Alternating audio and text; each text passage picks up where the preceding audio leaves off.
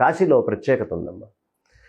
కాశీలో ఎప్పుడైనా సరే ఖచ్చితంగా నడినెత్తి మీద సూర్యుడు ఉన్నప్పుడు నీడ అటు ఇటు పడకుండా ఖచ్చితంగా నీడట్ల మీద నుంచి వెళ్ళి కొద్దిపాటి ఇది పక్కకు పడేటప్పుడు దాన్ని అభిజిల్ లగ్నం అంటారు.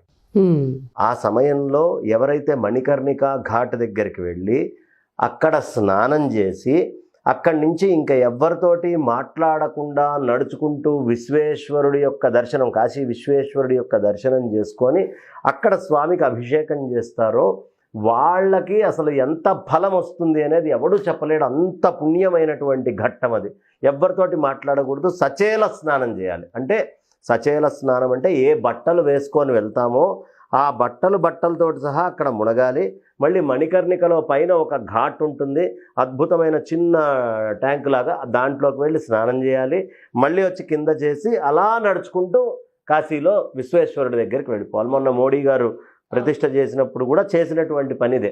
ఇంకెవరితోటి మాట్లాడకుండా వెళ్ళి విశ్వేశ్వరుడికి ఆరాధన చేసుకోవాలి, అర్చన చేసుకోవాలి అనేది సంప్రదాయం.